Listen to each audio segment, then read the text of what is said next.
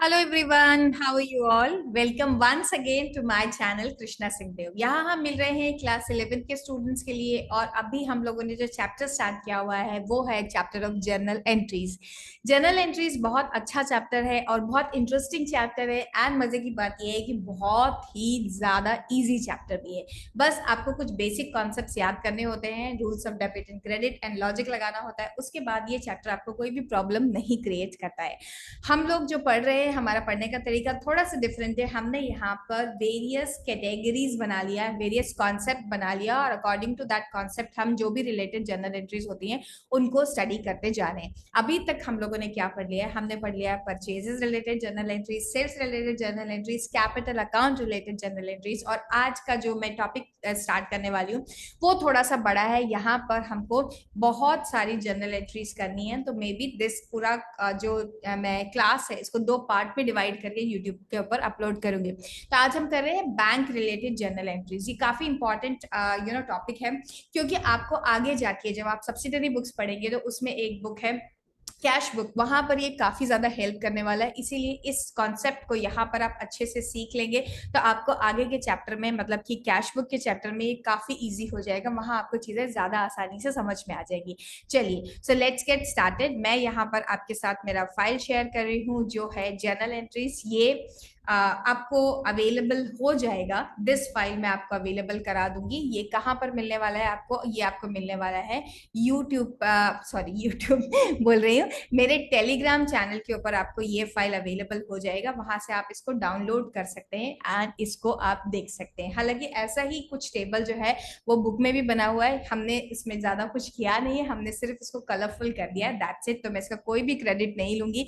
ये TS Grewal sir की जो बुक है वहां से मैंने टेबल वैसा का वैसा लिया है, बस थोड़ा वहां पे प्लेन दिखाई देता है, यहाँ पर इसे हमने कलरफुल बना दिया, दैट्स इट। चलिए, तो अब हम सबसे पहले एंट्री देखेंगे, cash deposited into bank for opening the bank account. जब भी बिजनेस स्टार्ट होता है तो बिजनेस की जो फर्स्ट एंट्री होती है, आपने देखा होगा मोस्ट ऑफ द क्वेश्चंस में जो एंट्री होती है वो होती है कैश के साथ बिजनेस ने, प्रोपराइटर ने बिजनेस स्टार्ट किया।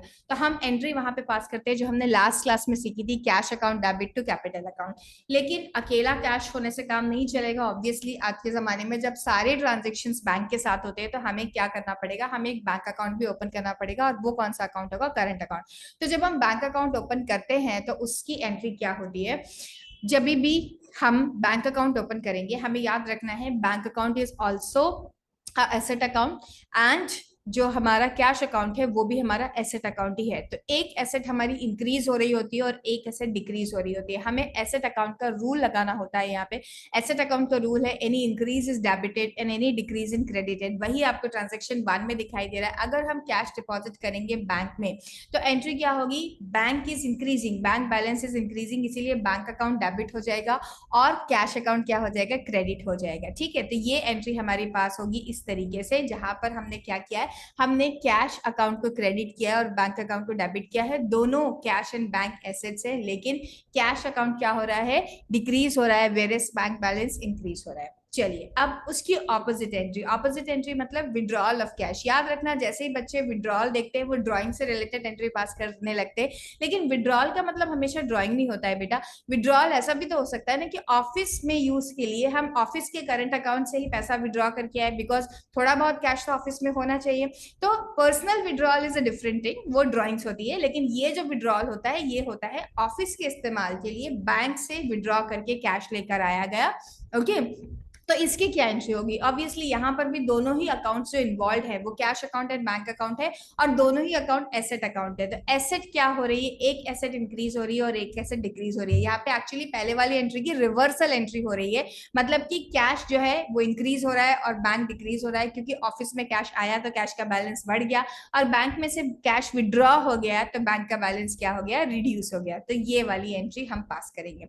नेक्स्ट है cash withdrawn from bank for personal use. Now ये एंट्री जो है ये कौन सी एंट्री है? ड्रॉइंग्स की एंट्री है। ड्रॉइंग्स मतलब हमने बेसिक अकाउंटिंग टर्मिनोलॉजी में पढ़ा था कि ड्रॉइंग्स का मतलब होता है कैश का या फिर गुड्स का withdrawal by the proprietor for personal use. तो ड्रॉइंग क्या है? एक तरीके का नुकसान है, तो एक्सपेंसेस अकाउंट के अंदर आएगा ये, और जब भी एक्सपेंस अकाउंट इंक्रीज होता है इट इज डेबिटेड। ओके, तो क्या हो गया? एक्सपेंस तो इंक्रीज हो रहा है तो हमने ड्रॉइंग्स अकाउंट को डेबिट कर लिया, और बैंक बैलेंस जो कि क्या है? एसेट अकाउंट है वो रिड्यूस हो रहा है, तो उसे हमें क्या करना पड़ेगा, क्रेडिट करना पड़ेगा। और याद रखो एसेट एंड एक्सपेंसेस दोनों ही ग्रुप 1 में आते हैं, और दोनों का रूल क्या है, एक बार बोलो मेरे साथ, क्या है भाई रूल, रूल है any increase is going to be debited and any decrease is going to be credited. What is the rule of group 1? group 1 क्या है, group 1 है assets and expenses, and the rule of group 1 is increase the debit and decrease the credit. तो यहाँ increase हो रही है expense मतलब loss या drawing में, और उसे हमने डेबिट कर दिया है, डिक्रीज हो रही है बैंक बैलेंस में, तो बैंक बैलेंस को क्या कर दिया गया है, क्रेडिट कर दिया गया है। चलिए going to the next entry, fourth adjustment. Fourth entry क्या बोलती है, payment by cheque to a creditor. हमने किसी क्रेडिटर को पेमेंट किया और कैश नहीं दिया, हमने क्या किया, हमने स्वैग दिखाया, हमने चेक दिया।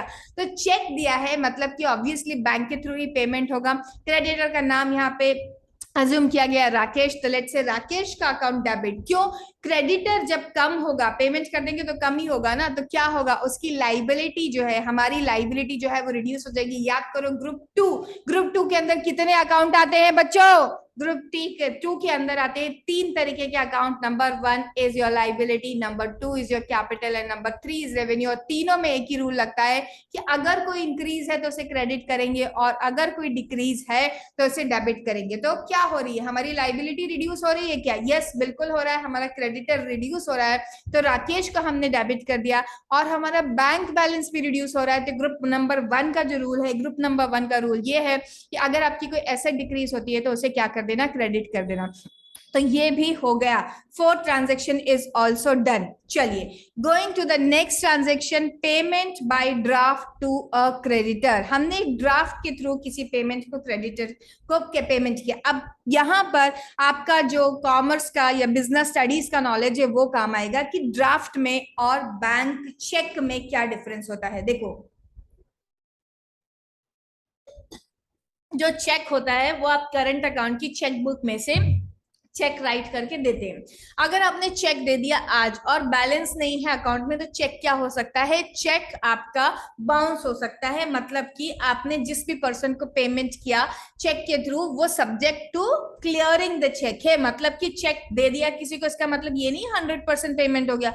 हो सकता है आपने चेक दे दिया और अकाउंट में बैलेंस मेंटेन नहीं किया, तो ऑब्वियसली बैंक कहां से पेमेंट करेगा, बैंक पेमेंट नहीं कर सकता। लेकिन ये जो ड्राफ्ट होता है, ये ड्राफ्ट क्या होता है, ये एक तरीके का प्रीपेड होता है। आप बैंक में जाते हैं, पैसा देते हैं, ड्राफ्ट बनवाते हैं, और वो ड्राफ्ट कभी भी क्या नहीं हो सकता, बाउंस नहीं हो सकता। ऑब्वियसली बैंक जब आपको ये ड्राफ्ट बना करके देगा, जरूरी नहीं है कि आपका बैंक में अकाउंट हो, और ये ड्राफ्ट बनाने के लिए बैंक कुछ बैंक चार्जेस भी लेता है। ओके, उसका कमीशन या ब्रोकरेज जिसको बोलिए वो लेता है। तो यहाँ पर हमें एक कंपाउंड एंट्री पास करनी पड़ती है। मैंने आपको पहले भी बोला था कंपाउंड एंट्री की एक सेपरेट क्लास होने वाली है, लेकिन जहां पर भी रिलेवेंट है मैं आपको साथ साथ बता देती हूँ। जैसे यहाँ पर payment of by the draft, तो हमने क्रेडिटर को किया, हमने किसी क्रेडिटर को ड्राफ्ट से पेमेंट किया, तो एंट्री क्या होगी, जो भी उस क्रेडिटर का नाम है उस क्रेडिटर को क्या कर दिया जाएगा, उस क्रेडिटर को डेबिट कर दिया जाएगा। क्यों, क्योंकि क्रेडिटर कम हो रहा है, हमारी लाइबिलिटी कम हो रही है। ग्रुप 2 का रूल याद रखना, any increase is credited and any decrease is debited. तो यहाँ हमारा क्रेडिटर रिड्यूस हो रहा है, इसीलिए हमने उसे डेबिट किया। फिर हमारे पास आ गया बैंक चार्जेस। बैंक चार्जेस क्या, जो भी चार्जेस बैंक लेगा वो हमें बैंक चार्जेस देने पड़ेंगे। लेट से हमें 5000 का ड्राफ्ट बनवाना है and bank is taking 50 rupees to us from us. तो हम क्रेडिटर के सामने मतलब विकास के सामने तो 5000 रुपीज ही लिखेंगे, लेकिन बैंक चार्जेस के सामने हमें 50 रुपीज ही लिखना पड़ेगा, क्योंकि हमारी पॉकेट से कितना पैसा जा रहा है, हमारी पॉकेट से तो 5050 जा रहा है ना। क्या क्रेडिटर को 5050 मिल रहा है, answer is no, creditor is getting only 5000। ये 50 रुपीज फिर बीच में कहां जा रहा है, बैंक ले रहा है ये 50 रुपीज। ओके, तो एंट्री होने वाली है Vikas account debit, bank charges account debit to bank, और बैंक के सामने कितना 5050 रुपीज, मतलब कि इन दोनों का जो कंबाइंड अमाउंट आएगा that will be return in front of bank. ठीक है, चलिए तो ये हो गया आपका फिफ्थ ट्रांजैक्शन, जब आपने ड्राफ्ट के थ्रू पेमेंट किया। ब्राउनी पॉइंट आपको यहाँ पे ये मिला कि मैंने आपको साथ साथ ये भी बता दिया कि bank draft and bank cheque में क्या डिफरेंस होता है। तो चेक क्या होता है, ड्राफ्ट क्या होता है, समझ गए आप। चेक क्या होता है, postpaid kind of thing, cheque दे दिया, अकाउंट में बैलेंस हो तो क्लियर हो जाएगा। लेकिन बैंक ड्राफ्ट सॉरी कभी भी क्या नहीं हो सकता, बाउंस नहीं हो सकता, क्योंकि वहां पर आप प्री पेमेंट करके फिर ड्राफ्ट बनवाते हैं। चलिए नेक्स्ट पर जाइए। Payment of expenses, E N नहीं है, ये ई एक्स है, ये पेमेंट ऑफ एक्सपेंसेस है, यहाँ पर एक्स है। एक्सपेंसेस से रेंट बाय चेक, कोई भी दूसरा एक्सपेंस हो सकता है, यहाँ पे रेंट हो सकता है, कमीशन हो सकता है, या फिर किसी तरह का printing, stationery, electricity bill, any expense का नाम हो सकता है। तो किसी भी एक्सपेंस का पेमेंट अगर हम बैंक के थ्रू करते हैं, चेक के थ्रू करते हैं, या कोई एनईएफटी, यूपीआई और जितने भी हमारे पास मॉडर्न मेथड हैं अब बैंक के थ्रू पेमेंट करने के, हम उसमें से किसी का भी अगर इस्तेमाल करते हैं तो आप एंट्री क्या पास करेंगे, जो भी एक्सपेंस है उसे डेबिट करेंगे। क्यों एक्सपेंस को डेबिट करेंगे, क्योंकि हमने ऑलरेडी पढ़ा हुआ है ग्रुप 1 में दो अकाउंट आते हैं, asset account and expenses account, and दोनों का रूल एक ही है कि अगर आपका एसेट या एक्सपेंसेस इंक्रीज होता है तो it has to be debited, and अगर आपकी एसेट डिक्रीज हो रही है, यहाँ पे एसेट डिक्रीज हो रही है ना, बैंक के थ्रू पैसा जा रहा है, तो उसे हम क्या करेंगे, क्रेडिट करेंगे। ये देखिए, तो हमने जो एंट्री पास करी वो क्या पास करी, rent account debit to bank account. Next है चार्जेस पेड टू और charge by bank. Charges paid to bank कैसे होंगे, जैसे करंट अकाउंट में बैंक बहुत सारी फैसिलिटीज प्रोवाइड करता है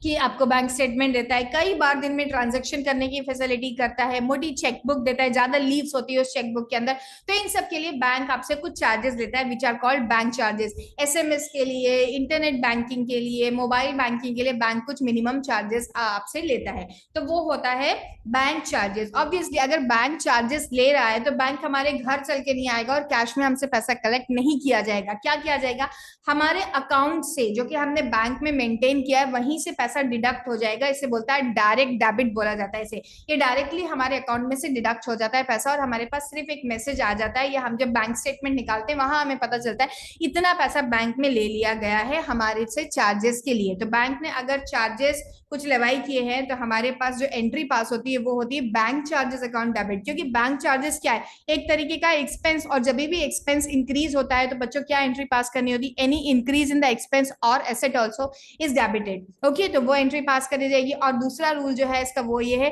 कि any decrease in the asset is credited. तो क्या बैंक एसेट है, yes definitely bank is asset, और यहाँ पर रूल ये है कि कोई भी डिक्रीज होगी तो उसे आप क्या करेंगे, क्रेडिट करेंगे। ये देखिए क्रेडिट हमने कर दिया। तो इस तरीके से हमने 7 ट्रांजेक्शन कर लिए। फर्स्ट पेज पूरा हम लोग कंप्लीट कर लेते हैं।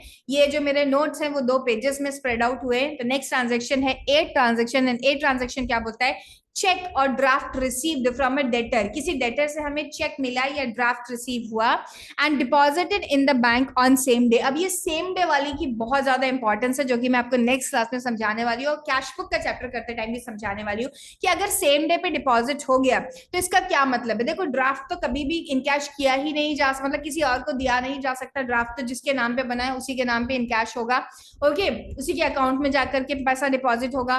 और चेक आया, चेक 2 तरीके का हो सकता है, या तो वो क्रॉस चेक हो सकता है या बेयरर चेक हो सकता है। अगर चेक आया और उसी दिन डिपॉजिट नहीं हुआ तो हम इसे कैश के जैसे एंट्री बोल देते या फिर चेक इन हैंड बोल देते। लेकिन यहाँ पे उसी दिन वो डिपॉजिट हो गया है, मतलब उसे आपने रखा ही नहीं, आज चेक आया, आज का आज बैंक में डिपॉजिट कर दिया, तो एंट्री क्या पास होगी, आपका बैंक बैलेंस इंक्रीज कर रहा है, बैंक बैलेंस मतलब bank account debit to Rahul. Rahul कौन है, राहुल हमारा डेटर रहा होगा इसलिए उसने हमें पैसा दिया। तो राहुल क्या है, एक एसेट है, डेटर इज एन एसेट, और वो एसेट रिड्यूस हो रही है इसीलिए उसे हमने क्या कर दिया, उसको हमने कर दिया भाई क्रेडिट। तो हमने क्या किया, हमने एक एसेट को इंक्रीज कर दिया और दूसरी एसेट को डिक्रीज कर दिया। समझ में आया। तो ये सारे के सारे ट्रांजेक्शन कैसे हैं बेटा, सारे के सारे ट्रांजेक्शन जो है बैंक से रिलेटेड ट्रांजेक्शन है, और इन ट्रांजेक्शन को आपको बहुत अच्छी तरीके से सीखना है, because of the simple reason कि आप आगे जाकर जब कैश बुक का चैप्टर पढ़ेंगे तो भी ये ट्रांजेक्शन काम आएंगे। अब कुछ और ट्रांजेक्शन आते, देखो 8 तक हमने कर दिए, 9 से लेकर के यहाँ पर 15, फिर 16, 17, 18, मतलब कि ये नेक्स्ट क्लास में मैं सारे एक साथ करा देती हूँ। 8 ट्रांजेक्शन हमने कर लिए हैं, बचे हुए हैं 10 ट्रांजेक्शन। तो 10 ट्रांजेक्शन हम नेक्स्ट क्लास में आराम से कर लेंगे। आपको ये काम करना है कि इन ट्रांजेक्शन को आप अच्छे से पढ़ेंगे, और चाहे मेरे नोट्स आप ले रहे हैं चाहे बुक से देख रहे हैं, आपको पीडीएफ नहीं देखना है या फिर बुक में से प्रिंटेड पेज नहीं देखना है, आपको खुद से लिख करके इसे सॉल्व कर लेना है। तो आपका जो कॉन्सेप्ट है बहुत क्लियर हो जाएगा, और मैंने आपको रीजन के साथ बता दिया है बच्चों। आप खाना खाते खाते, वॉक करते करते इसको बस कान में लगा लीजिए और सुन लीजिए जो मैंने एक्सप्लेनेशन दिया है। आपको इसके लिए अलग से कोई टाइम भी डेडिकेट करने की जरूरत नहीं है, आप मुझे सुनते जाइए। मैं ट्रांजेक्शन हर ट्रांजेक्शन बोल करके बता रही हूँ, बस सुन लीजिए इनको अच्छी तरीके से, तो आपका काम हो जाएगा। जाएगा और बार बार repeated times, number of times आपको इसे देखना है। आप अच्छी तरीके से अपनी नोटबुक में इन्हें लिख कर रख लीजिए, ये ट्रांजेक्शन आगे बहुत काम आएंगे। चलिए तो मिलते हैं फिर नेक्स्ट क्लास में। यस, जाते जाते याद दिला दूं कि अगर आपको लाइव क्लासेस लेनी है मुझसे तो आप मेरी ऐप डाउनलोड कर सकते हैं, कृष्णा क्लासेस। वहां पर लाइव क्लासेस का एक कोर्स है, उसे सब्सक्राइब कर लीजिए, आप मुझसे लाइव क्लासेस ले सकते हैं। एंड दूसरा, आपने अगर चैनल को अभी तक सब्सक्राइब नहीं किया है तो सब्सक्राइब कर दीजिए, वीडियो को लाइक एंड शेयर करना मत भूलिए। हम मिलते रहेंगे ऐसे ही बहुत सारे कॉन्सेप्ट के साथ। चलिए बाय बाय।